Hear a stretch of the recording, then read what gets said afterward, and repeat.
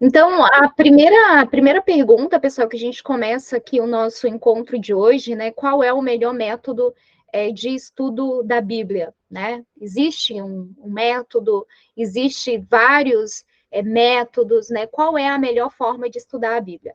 Obviamente que os conceitos que nós vamos apresentar aqui hoje, depois eu vou compartilhar com vocês uma pequena referência bibliográfica, um pequeno texto que é um pouco do rascunho, né? Que a gente vai estudando, vai compilando de algumas coisas que eu já estudei, mas que depois a gente vai repensando, mas sempre buscando a melhor forma para fazer esse repasse, tá? E a nossa ideia é sempre facilitar a leitura, é sempre deixar de um modo que você leia e que você entenda, que eu fale aqui com vocês e que eu não esteja falando em hebraico e em grego, né? O pessoal do grego está lá, né? Catapã, agora o pessoal do grego está lá começaram hoje, né, o curso do grego, mas vamos deixar eles lá estudarem o grego, eu vou tentar repassar aqui para vocês a mensagem a partir da língua portuguesa mesmo.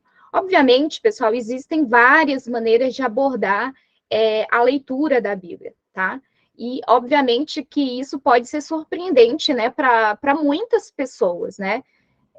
A grande pergunta que surge a Bíblia, né, ela sendo um livro único, né? Como assim? Como que a Bíblia ela pode ser interpretada de diferentes formas, né?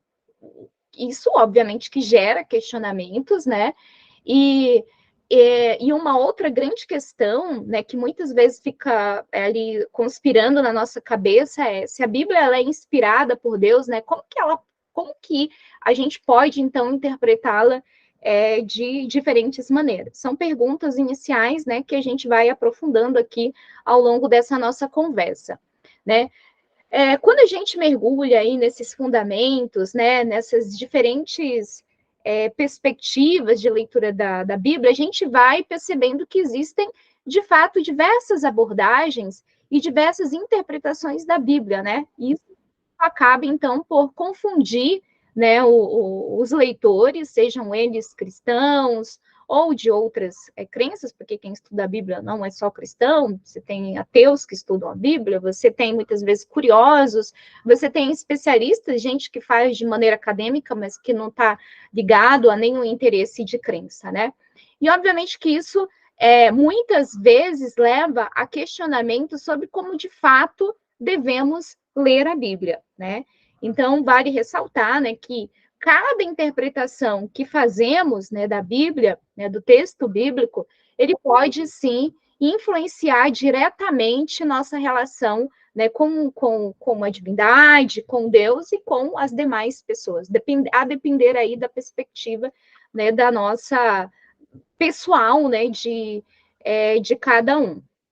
Deixa eu ver aqui, gente, tem gente, acho que está querendo entrar. Calma lá. Vamos lá.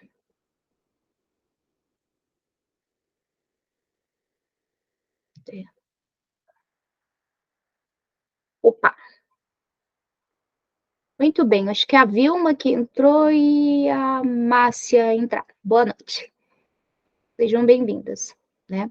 Então, é evidente que diferentes leituras da Bíblia moldam, né, imagens distintas do que as pessoas consideram ser Deus, né? Então, algumas enxergam um Deus poderoso, um Deus enérgico, né, buscando justiça, enquanto outras veem um ser compassivo, amoroso, né, oferecendo orientação para uma vida, sei lá, uma vida mais plena, né, uma vida melhor. E há também aqueles que questionam, né, ou que se afastam da visão de Deus apresentada na Bíblia, né? Assim como aqueles que se conectam e se comprometem profundamente com esses relatos, com essas histórias, com essas narrativas que foram sendo escritas aí ao longo de tanto tempo, né? Só que é muito importante, pessoal, a gente notar que algumas interpretações elas levam a atitudes menos desejáveis, né?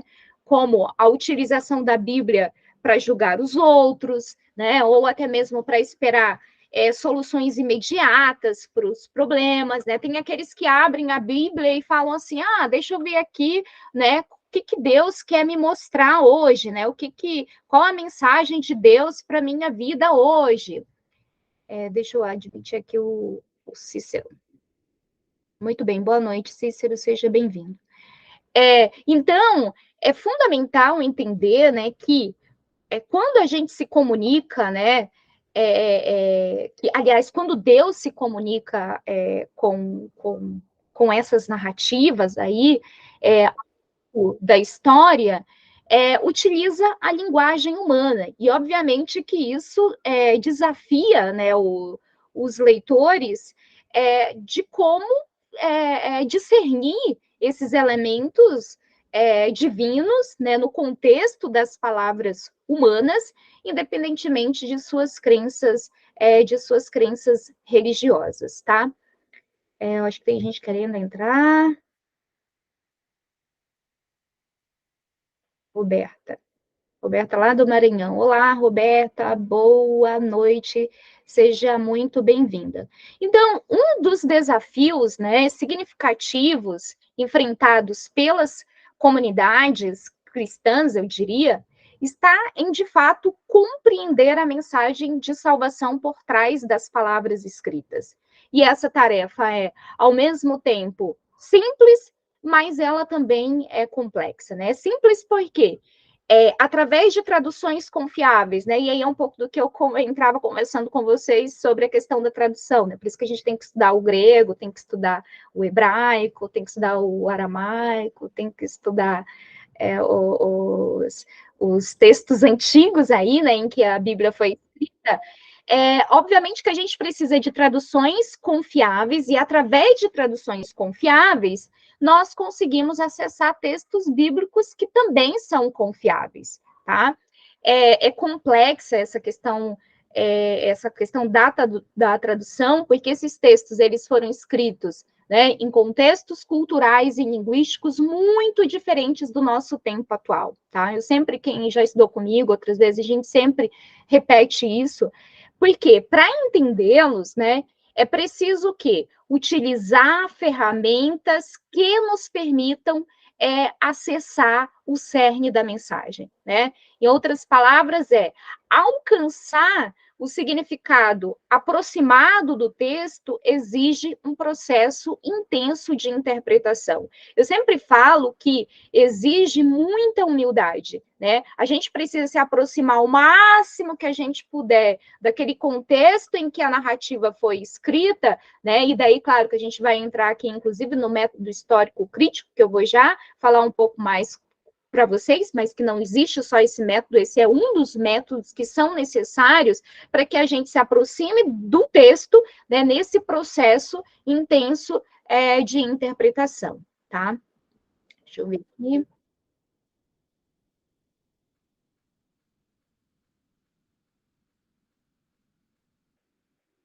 Tem outras pessoas entrando. Muito bem.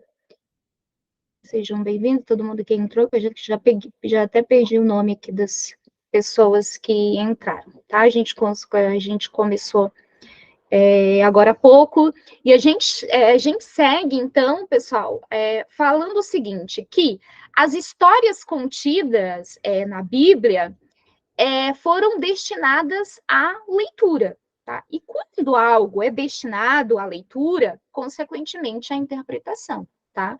Então, existe uma máxima, pessoal, dizer que ler é interpretar, interpretar é ler. Então, aquele que se aventura a ler a Bíblia, né, sem interpretá-la, terá dificuldade em compreender o que está lendo, né? Então, assim, quem interpreta, obviamente que oferece uma abordagem de leitura que pode se manifestar de diversas maneiras. E isso depende do intérprete e de seus contextos. Até mesmo, quando a gente está lendo um texto, a mensagem que a gente vai tirar do texto, ou o critério que a gente vai ter de interpretação, depende muito daquilo, do momento que a gente está vivendo, né? Do contexto, dos alcances que a gente tem, né? Da nossa capacidade de interpretar, né? O próprio meio que a gente vive. Então, assim, cada vez que o texto é lido, né, diversas camadas de significado se revelam. É evidente que sem leitores intérpretes, né, sejam eles indivíduos, comunidades, ou igrejas, ou pessoas que sejam curiosas, que sejam estudiosas, né, as narrativas bíblicas elas permaneceriam inertes. Então a gente precisa de leitores intérpretes, né? Por quê? Porque são os leitores que dão vida ao texto, né? São os leitores que conferem à narrativa o status de palavra de Deus, né? Então, quando são lidos sem um esforço de interpretação, transformam-se em mera materialidade textual, né? Exibindo aí as fragilidades das leituras fundamentalistas e historicistas que a gente vai falar a partir da agora. Deixa eu só ver aqui que eu acho que teve gente que está querendo entrar. Muito bem. Acho que é Terezinha. Terezinha Brito. Isso. Bem-vinda. Muito bem. Então, quando a gente fala, pessoal, de leitura dessa abordagem fundamentalista da Bíblia, ela é muito importante, justamente a gente precisa entender, mostra uma limitação, né? Porque justamente por não conseguir atingir profundamente o texto. E aí a gente vai ver que muitos métodos, né, se eles forem aplicados de maneira isolada, eles vão cair dentro dessa abordagem fundamentalista. Mais para frente eu vou dar alguns exemplos para vocês quando a gente for falar mais dos métodos especificamente, tá? Alguém quer participar?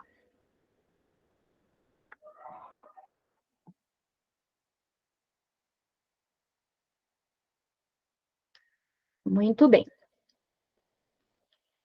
Continuando então com a abordagem fundamentalista, né? Geralmente, os leitores fundamentalistas eles se contentam, né, em ficar aí na superfície dos textos, e tanto os fundamentalistas quanto os historicistas, quem são os historicistas? Aqueles que acreditam que a Bíblia é um livro histórico, tá?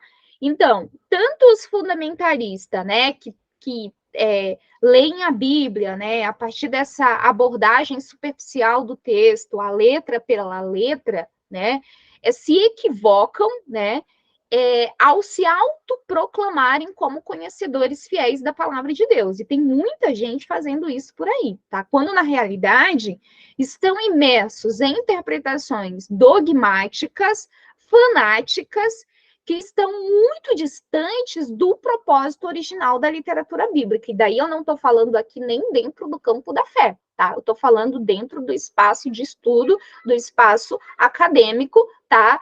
E que isso é um perigo muito grande, tá? E o que mais tem é gente fazendo isso, e muitas vezes se utilizando dessa leitura equivocada, né? Dessa leitura da letra pela letra, ou muitas vezes contando ali uma narrativa lá de Adão e Eva e falando que aquilo lá de fato foi um fato histórico, o que é muito complicado, porque você se utiliza desse poder, né, que a Bíblia tem como palavra de Deus para você muitas vezes justificar medo nas pessoas, você justificar ou determinar certo tipo de poder, né, sobre as pessoas, inclusive econômico, que é o que mais a gente tem aí. Daí a gente entraria, né, aí dentro dessa teologia mais dinheirista, eu diria, né, dessa teologia mais que pensa, né, apenas em se utilizar da Bíblia como meio, né, para ganhar dinheiro, né, que é aquilo que a gente chama aí dentro do universo da teologia, que é a teologia da retribuição, que tem muitos grupos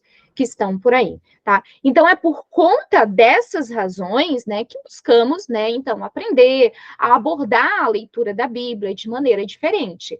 Para isso, existem métodos científicos como o sincrônico e o diacrônico. Deixa eu mostrar aqui para vocês.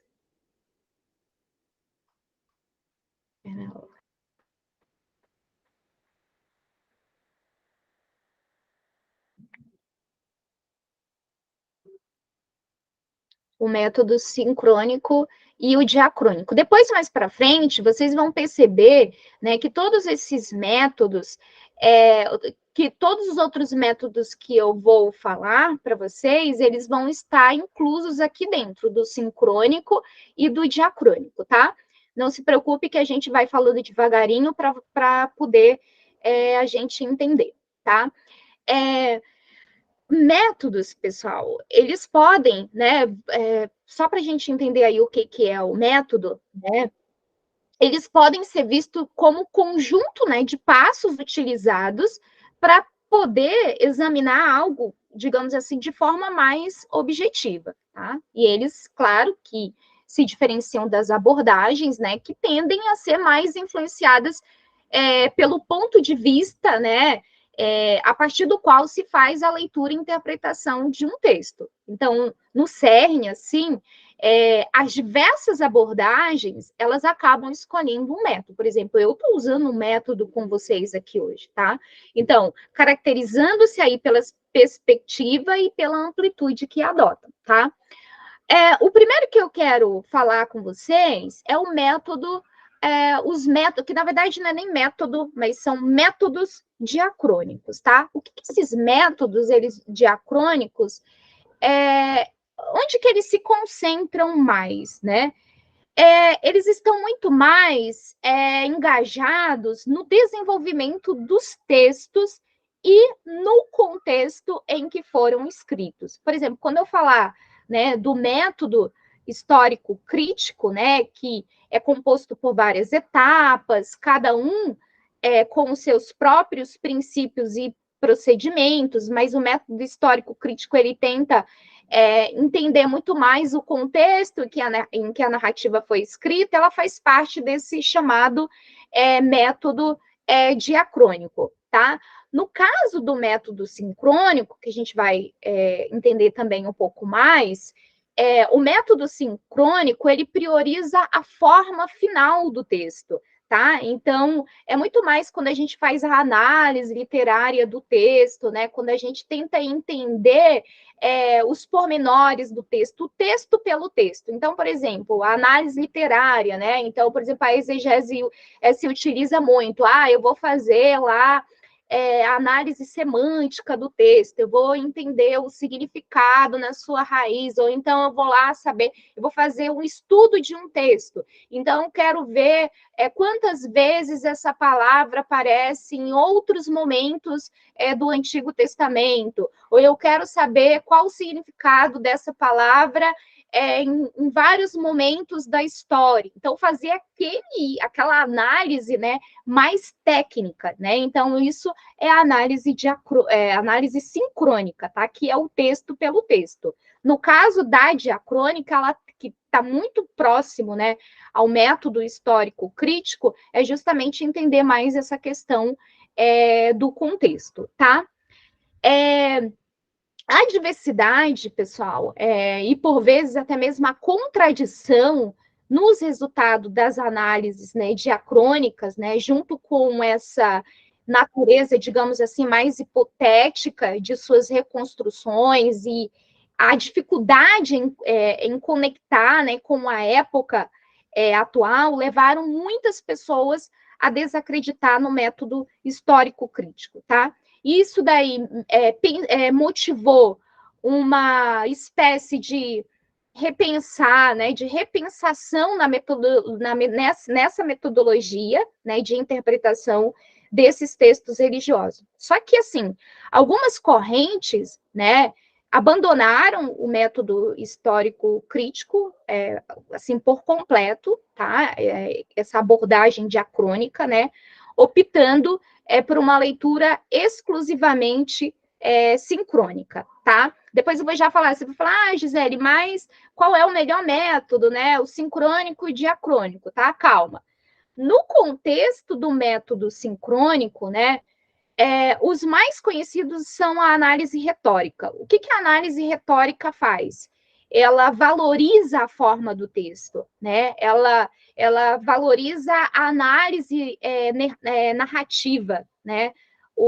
Aqui o papel do leitor é na compreensão do significado do texto, né? E a análise semiótica. A semiótica, ela enfatiza as estruturas linguísticas, tá? E também tem a pragmática linguística. O que é a pragmática linguística? Ela considera o texto como um elemento de comunicação.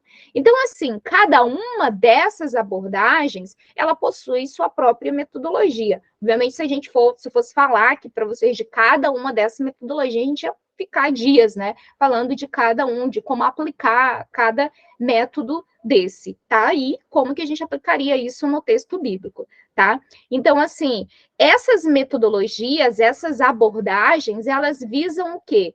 Dentro do método sincrônico, esclarecer o texto em sua forma final ou canônica, tá? Por isso que o método sincrônico, ele está muito mais preocupado com essa abordagem dessas estruturas linguísticas, tá?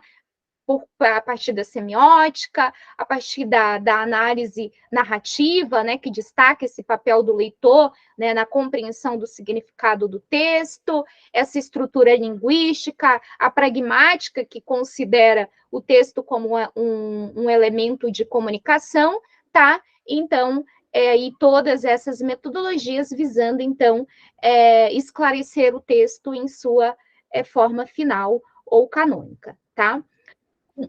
Muito dos estudiosos religiosos contemporâneos, eles utilizam reciprocamente ambos os métodos em suas análises, tá? Isso significa que os dois tipos de metodologia, pessoal, não são opostos, mas se complementam, tá? A interpretação, ela não deve se limitar apenas ao passado do texto, incluindo aí as suas possíveis etapas de redação, mas deve alcançar também sua forma final, que deve ser valorizada, né, como uma mensagem divina que busca comunicação, tá? Só que, por outro lado, um estudo puramente sincrônico, né, perderia a dimensão temporal histórica. Infelizmente, tem muita gente que faz esse tipo de leitura, tá? Então, não queremos saber desse negócio da história, do método histórico crítico, desse negócio de diacrônico, vamos ficar só com o sincrônico. Só que se a gente ficar só com o sincrônico, a gente vai perder essa dimensão temporal histórica. E daí a gente corre sério risco de cair no fundamentalismo religioso, tá? Deixa eu ver aqui.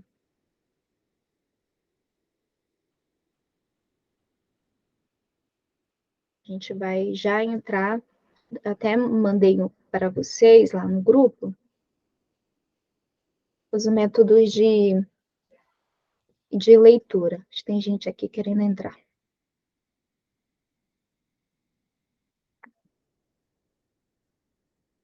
Muito bem. Ok, pessoal? Até aqui tudo bem? Tudo bem? Até aqui? Tudo bem, Gisele. Tudo beleza. Tudo bem. Ah, que bom. Tá dando para entender direitinho, né? Tá bom. Ok. Então, pessoal, o que a gente precisa, e daí eu vou esclarecer um pouquinho para vocês, porque esses métodos todos que eu estou falando, e depois eu vou aprofundar um pouco mais, todos esses métodos, eles estão dentro do campo daquilo que a gente chama exegese, tá?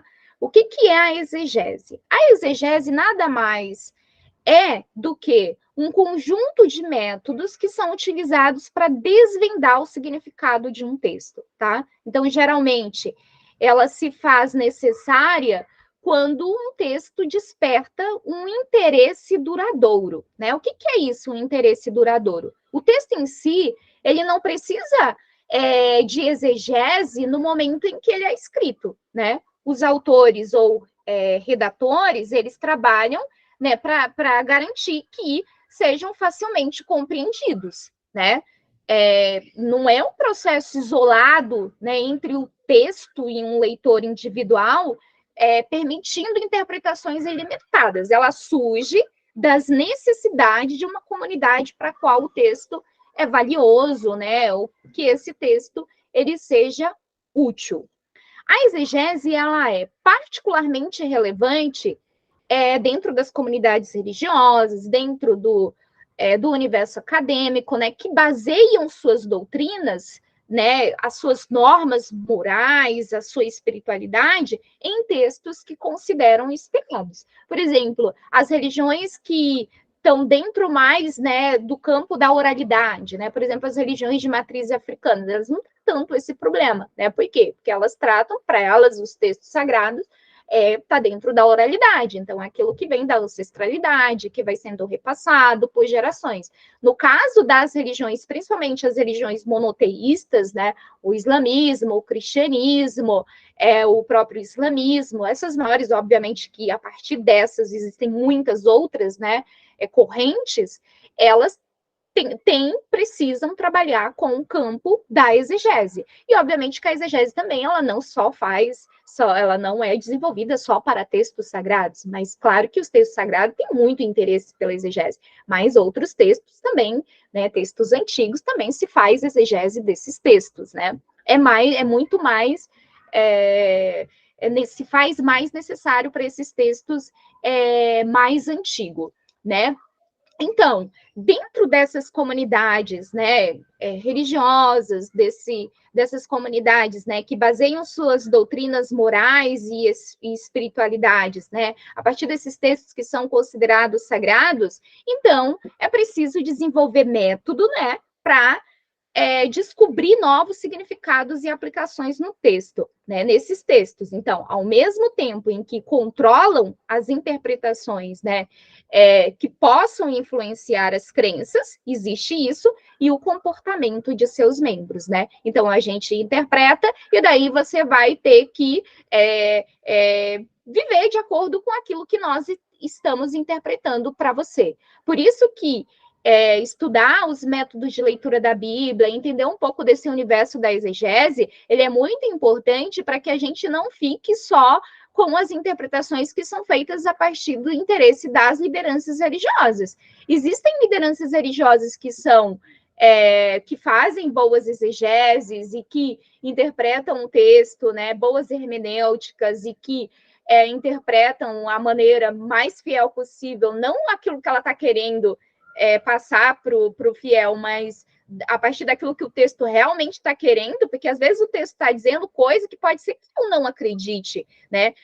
Mas daí eu tento fazer uma curva ali para que o texto fale aquilo que realmente o que eu quero dizer para o meu público, né? Com os vários interesses. E isso é muito perigoso, porque daí eu posso pegar o texto bíblico para justificar aquilo, não aquilo que o texto está querendo dizer, mas aquilo que eu estou querendo dizer, que tem mais a ver com as minhas doutrinas e com as minhas normas morais e com a minha espiritualidade, que eu quero transmitir para aquele meu grupo de fiéis, tá? E isso é muito perigoso. Por isso que estudar abre os nossos olhos para que a gente não caia tão facilmente nesse tipo de interpretação, tá? Que é muito, de fato, recai naquilo que a gente começou abordando sobre a leitura fundamentalista. E tá cheio de gente falando disso por aí, tá? Todo cuidado é pouco.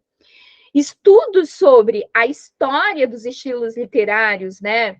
Por exemplo, o Rafael Rodrigues, ele é um exegeta, inclusive foi meu professor, né? Ele fala que muitos aspectos na Bíblia não são exatamente como tradicionalmente se pensava, tá? E ele fala que isso inclui a constatação de que muitos eventos que são descritos na Bíblia não ocorreram exatamente da maneira que está escrita, tá? Inicialmente, essas descobertas causaram preocupação, né, por algumas pessoas que temeram que sua fé fosse abalada, né?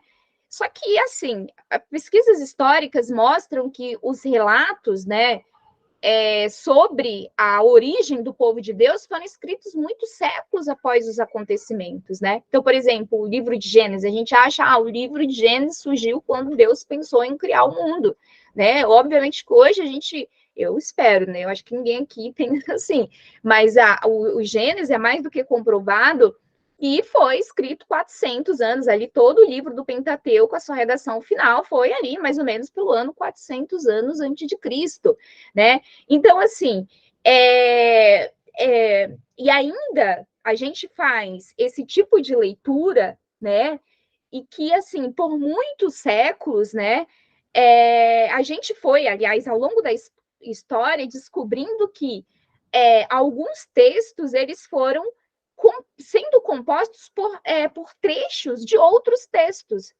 escritos por pessoas com ideias e épocas diferentes.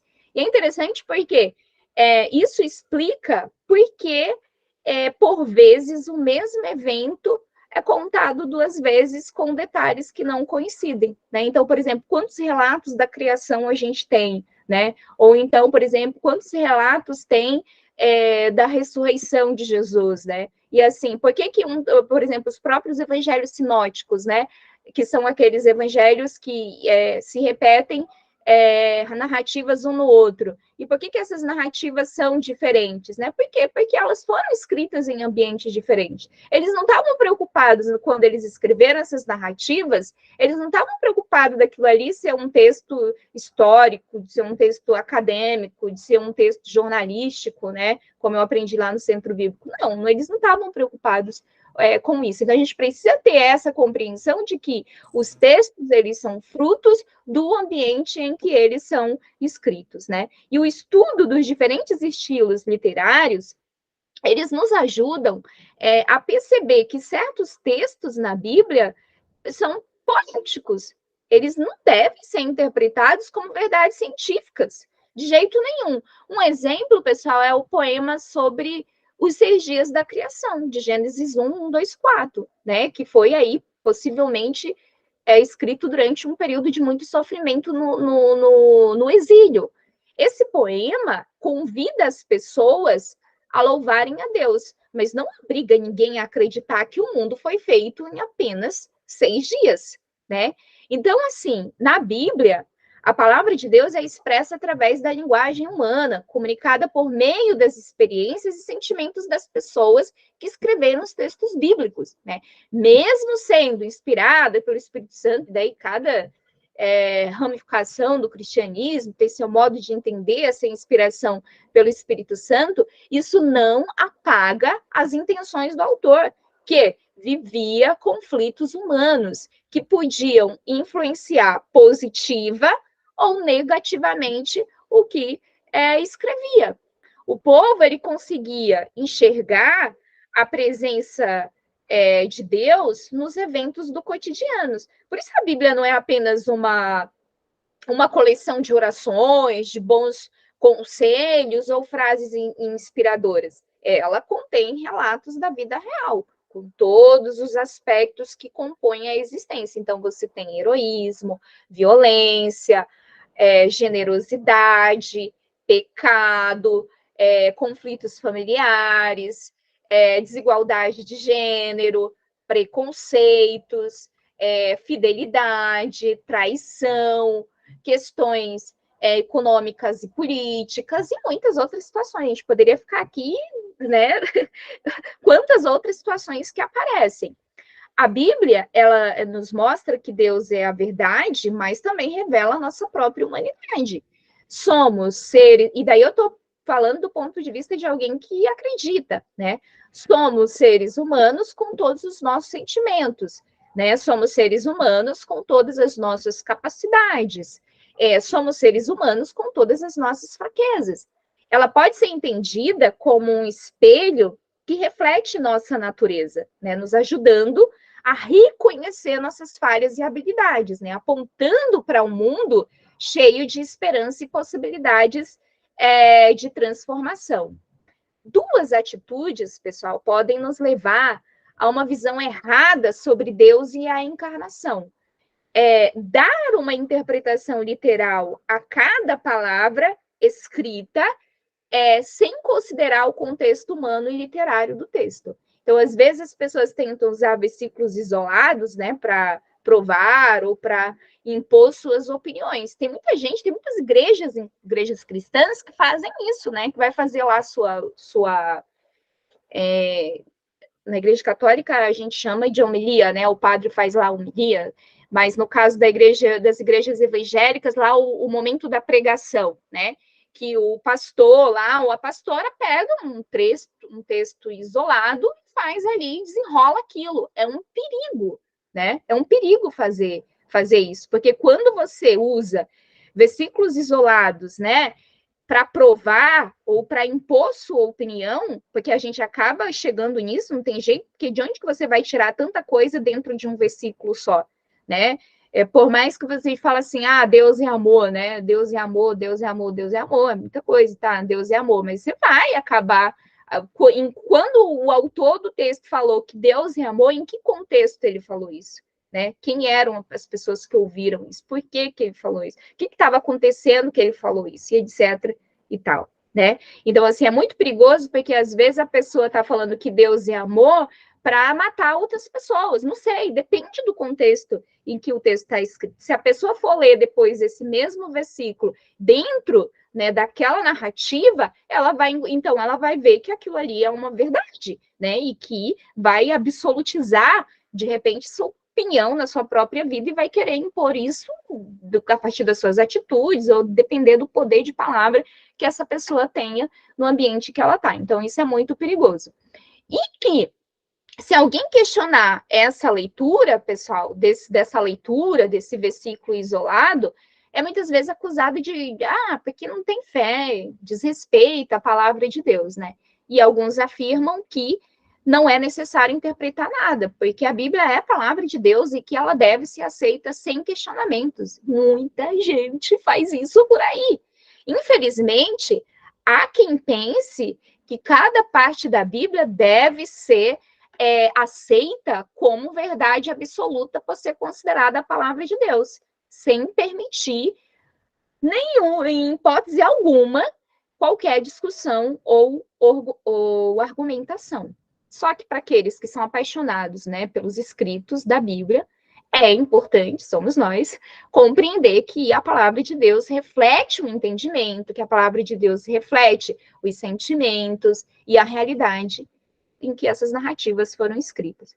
Por exemplo, vou dar um exemplo para vocês que eu sempre uso. No livro de Levítico, o morcego, mesmo sendo um mamífero, ele é classificado como uma ave. Uma vez eu até acho que eu gravei um videozinho sobre isso.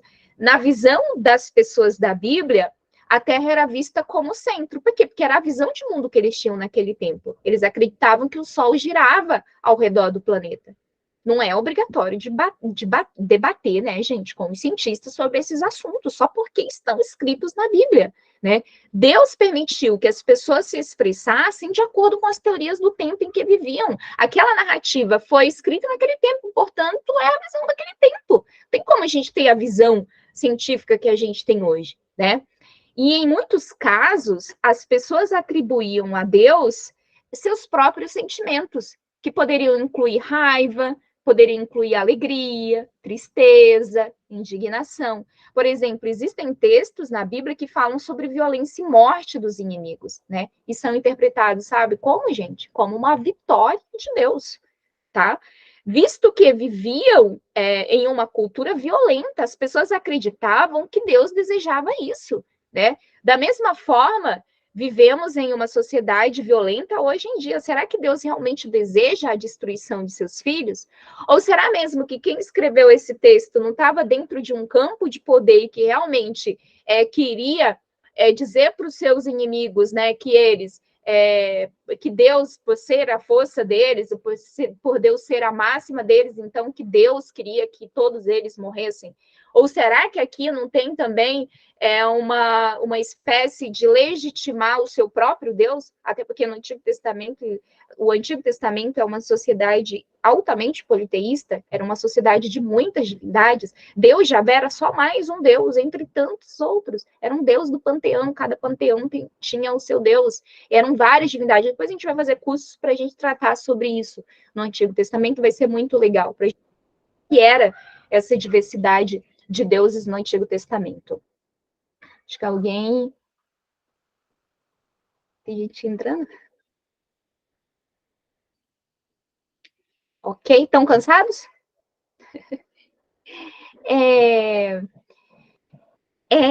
Existem situações descritas na Bíblia, né, que se aplicavam naquela época, mas que hoje não são mais relevantes, né? Por exemplo, nos tempos bíblicos não havia questionamento sobre a escravidão. No máximo, existiam leis para garantir um tratamento mais humano aos escravos, né? Isso não justifica que um cristão hoje em dia fique indiferente diante de situação de escravidão ou falta de respeito aos direitos dos trabalhadores. Por exemplo, os teólogos que se dedicam ao estudo da Bíblia devem ser fiéis ao texto bíblico e trabalhar com competência para aprofundar a compreensão da palavra de Deus. É crucial oferecer aos fiéis e líderes comunitários ferramentas que os ajudem a ler a Bíblia, né, considerando o contexto histórico, a realidade da época, evitando interpretações equivocadas que possam descaracterizar a palavra de Deus.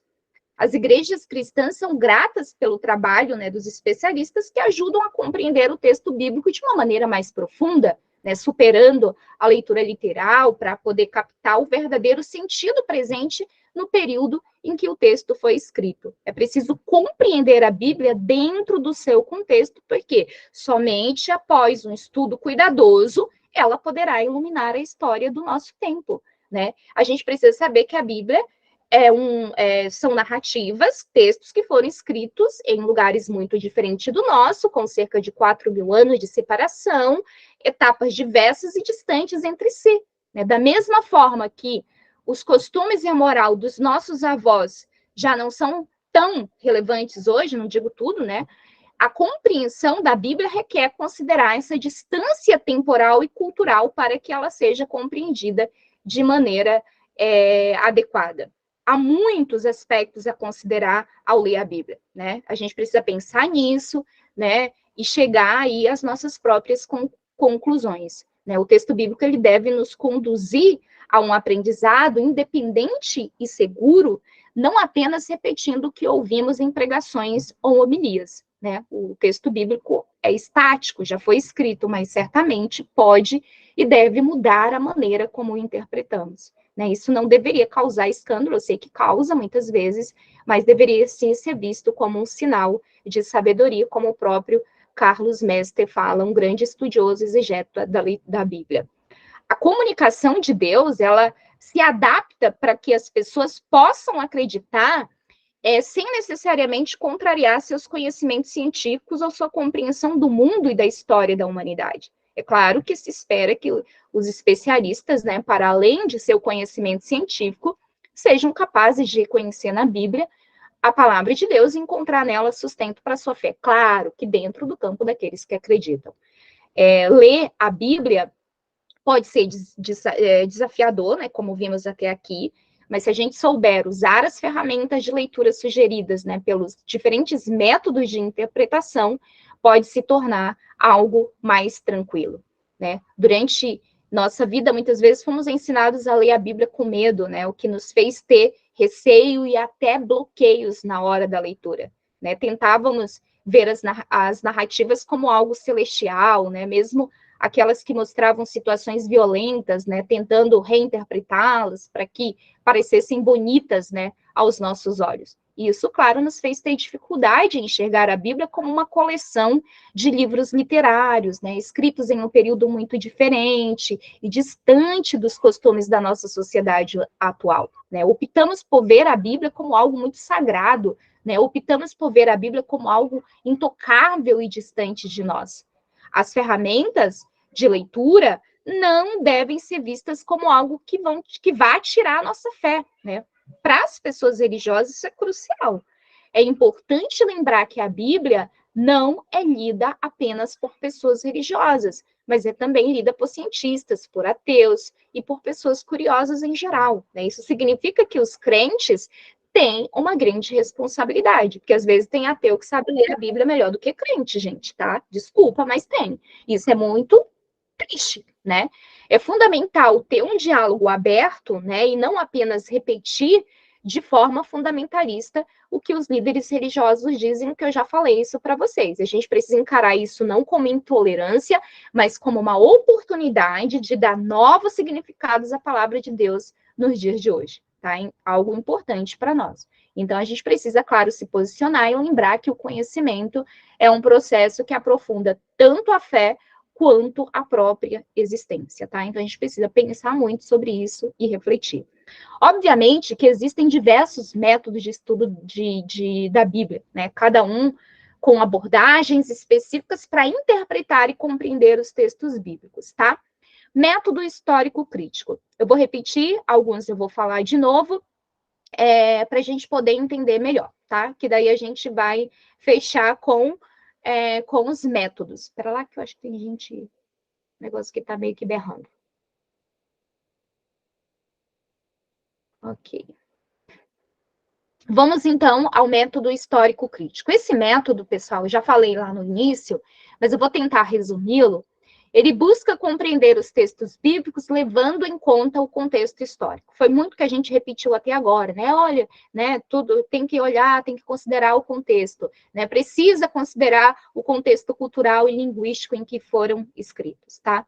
Ele se divide em etapas como a análise histórica. Então, por exemplo, eu vou fazer um estudo de um texto bíblico, eu vou fazer análise histórica, eu vou fazer análise crítica textual, eu vou fazer análise crítica literária, eu vou fazer a crítica redacional. Esse método histórico crítico ajuda a entender as origens, ajuda a entender a autoria, ajuda a entender a datação, ajuda a entender as influências e as intenções dos escritores bíblicos, ok? Esse é o método histórico crítico. No caso do método sincrônico, que eu falei para vocês que eles abordam vários outros tipos de análise, e eu, inclusive, eu vou falar as análises que estão dentro do método sincrônico. O método sincrônico, ele é diferente do método histórico crítico. Nesse método, o foco principal está na análise da estrutura final do texto bíblico. Ele considera muito mais a sua forma, muito mais o seu conteúdo, né? Muito mais a sua versão final presente na Bíblia. Então, ele não se concentra tanto na evolução ou na origem do texto, ele não está muito preocupado com o que estavam vivendo naquele tempo, quem eram, o que eles comiam, do que eles viviam. Não estava preocupado com isso, mas ele procura entender sua mensagem no contexto completo. Por exemplo, a análise retórica, ela está dentro desse método sincrônico. Por quê? A análise retórica, ela se concentra nessa estrutura e nessa linguagem utilizada nos textos bíblicos. Ela procura entender como que os escritores usavam recursos retóricos para poder persuadir, para poder convencer e, dessa forma, poder transmitir a sua mensagem. E dentro do método sincrônico, além da análise retórica, você também tem a análise narrativa. O que é a análise narrativa? Ela foca muito mais na estrutura narrativa dos textos. Inclui os personagens, o enredo, o ponto de vista narrativa, tem outros elementos também para poder compreender a mensagem e o significado do texto, tá? No caso da análise semiótica, né, que também está dentro desse método sincrônico, esse método ele enfatiza os aspectos mais simbólicos, né, os aspectos mais significativos presentes nos textos bíblicos. Então, explora muito a questão dos símbolos, as questões das metáforas, os sinais, né, que são dados no texto para poder capturar significados mais profundos. E, obviamente, pessoal, que aí a gente, dentro, né, desses métodos, a gente também tem a abordagem teológica. A abordagem teológica, ela considera a teologia do mais subjacente aos textos, analisando a doutrina, os temas, os conceitos teológicos presentes na Bíblia, sempre a partir do texto bíblico, para poder compreender suas implicações religiosas e os espirituais. Dentro do campo da teologia, né, quem faz esse tipo de abordagem, ele está muito mais dentro do campo da teologia que a gente chama de sistemática, tá? Então, são as áreas, né, da sistemática que tentam entender muito mais a questão da igreja em si, a sua doutrina, a sua mensagem. Aí, claro que eles vão ter que se utilizar dessa exegese toda para que a sua abordagem teológica seja o mais próxima do texto, porque senão senão vai cair também, correr dentro aí do que a gente, no início dessa nossa conversa, nós falávamos aí sobre o risco, né, de incorrermos aí numa análise fundamentalista desse texto. Gente, esses métodos todos que eu falei não são excludentes, tá? Os estudiosos, na maioria das vezes, eles combinam diferentes abordagens para obter uma compreensão mais completa dos textos bíblicos, tá? Então, por exemplo, um exegeta que se utiliza só de um método é muito perigoso, ok? Vai ficar fundamentalista, tá? Então, por exemplo, o exegeto que não tem esse cuidado, né, de pegar todos os métodos e ir aplicando, corre o risco de ser fundamentalista. Cada método possui suas vantagens e também tem limitações. E a escolha do método depende do objetivo do estudo e da área de interesse do estudioso, no caso aqui do exegeta, tá? Eu queria aprofundar um pouquinho mais com vocês sobre o método histórico crítico, né? Essa abordagem, pessoal, quando a gente fala de método histórico crítico, é uma abordagem acadêmica, tá? Ela é utilizada para examinar os textos bíblicos a partir de uma perspectiva histórica e crítica, a gente já falou disso. A sua origem remonta ao final do século XVIII, ou seja, esse método passou a existir, né? Ele começou, quem foram as pessoas que começaram esse método? Então, assim, a partir do século XVIII, início do século XIX, quando eruditos começaram a questionar a composição, a autoria, o contexto e a intenção por trás, né, dos escritos da Bíblia.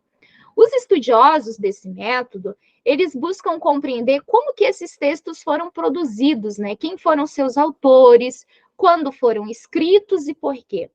Eles procuram separar diferentes partes dos textos, identificando possíveis fontes e tradições que foram combinadas para formar os livros bíblicos. Então, com o passar do tempo, essa abordagem ela se desenvolveu, incorporou novas descobertas arqueológicas, que é muito importante, os avanços no estudo das línguas originais, como o hebraico, o aramaico e o grego, né, nos quais os textos foram escritos. Atualmente, os pesquisadores ainda empregam o método histórico crítico para investigar os textos bíblicos. Eu sou muito adepta desse método, tá? Eles não apenas analisam os escritos, mas também consideram o contexto histórico, cultural e social da época em que foram produzidos. Então, por isso eu gosto muito da história. Então, para eu entender um texto, eu preciso entender em que momento da história aquele texto foi escrito. Porque se eu entendo esse momento e estudo aquele momento, eu tenho uma certa facilidade de entender aquilo que os seus autores estavam querendo dizer, tá? Essa metodologia ajuda a compreender as intenções dos autores antigos e como que esses textos foram sendo, né, organizados ao longo do tempo. Né? É uma maneira de buscar uma compreensão, né, mais significativa, eu diria, ou mais profunda, do significado original desses escritos e de como eles foram interpretados aí nas diferentes épocas, né, em suas respectivas épocas.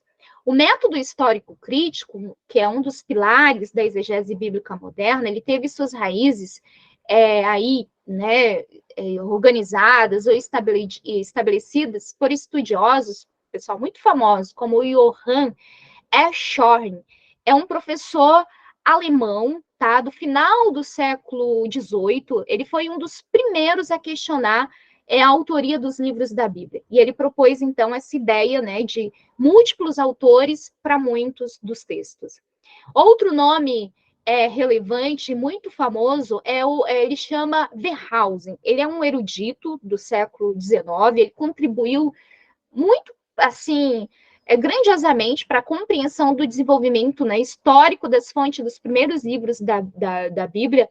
Ele propôs a famosa hipótese documentária para poder explicar a formação do Pentateuco e sugeriu que esses livros foram compostos a partir de várias fontes distintas. Até hoje essa teoria dele, essa hipótese dele continua sendo válida no universo acadêmico, tá?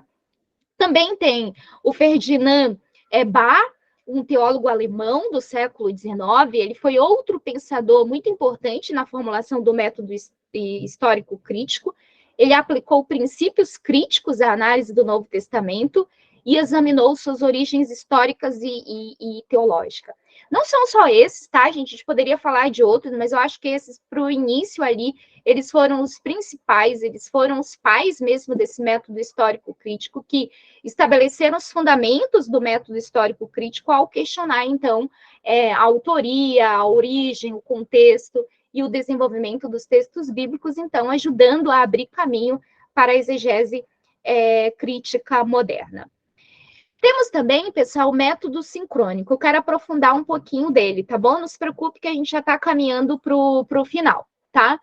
O método sincrônico é outra forma de analisar os textos bíblicos, tá? Já falei dele para vocês, eu só estou retomando, tá? Eu sou muito da repetição, porque eu acho que com a repetição a gente aprende mais, tá? Mas com foco mais na estrutura e no conteúdo final do texto. Estou repetindo, tá? Ao invés de se aprofundar na história por trás dele. Tá? Enquanto, por exemplo, o método histórico crítico olha para a história e a origem dos textos, o método sincrônico ele se concentra mais na forma final em que esses textos aparecem na Bíblia. Tá?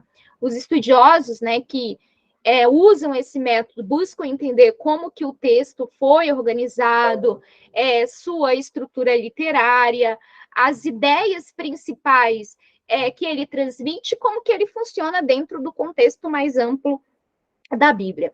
Eles se interessam por coisas como a linguagem usada, as técnicas literárias, os temas, toda essa mensagem global do texto, só que sem se aprofundar tanto nas questões históricas por trás da sua composição, como é o caso do método histórico crítico, tá? Então, em vez de se concentrar, né, em quem escreveu o texto, quando foi escrito ou como foi formado, o método sincrônico se volta para o texto em si, procurando entender sua unidade, como ele se apresenta como uma obra acabada, né? Como uma obra pronta para ser lida e interpretada.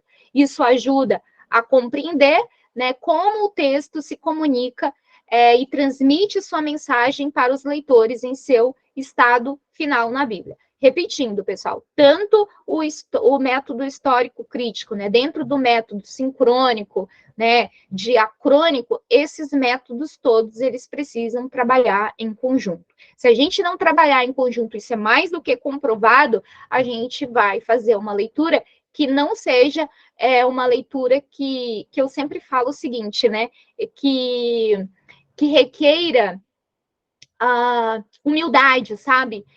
Quando a gente vai ler um texto bíblico, a gente precisa ser muito humilde. Sempre falo isso, toda vez que eu falo, acho que quem já teve aula comigo que sabe. Eu sempre repito isso. Para a gente estudar um texto bíblico, a gente precisa ser muito humilde, para a gente não querer levar para o texto toda uma leitura. Sabe aquela pessoa que vai conversar com a outra, que quer aprender algo, mas que já chega com um monte de verdades prontas, pré-estabelecidas, já está convencido de que aquilo ali é a sua verdade, que o outro fala, às vezes nem vai ouvir o que o outro vai falar. Então, é muito isso dentro desse universo do estudo da Bíblia. Então, se você não parar para ouvir o que, de fato, os autores falaram, e por que eles falaram, em que momento, a gente já vai com ideias pré-estabelecidas, com um monte de fala, com um monte de verdades montadas, e a gente não vai chegar a uma leitura respeitosa, a uma leitura enculturada, a uma leitura que de fato traga a beleza da espiritualidade daquele povo e aí, a partir daí, possa de fato contribuir com a nossa leitura, com a nossa análise para os dias de hoje, tá bom? E assim, pessoal, vou abrir então para vocês, tá? A Ellen já está com as mãos levantadas. Pode falar, Ellen? Desculpa, foi sem querer. Obrigada. Não, imagina. Por pergunta. Ah, tá, não, você não tem pergunta? Você falou que foi porque... Ah, tá. Eu levantei a mão sem querer, Gisele, desculpa. Tá bom, não tem problema. Ok, gente, está aberto para vocês falarem. Podem falar. Por favor.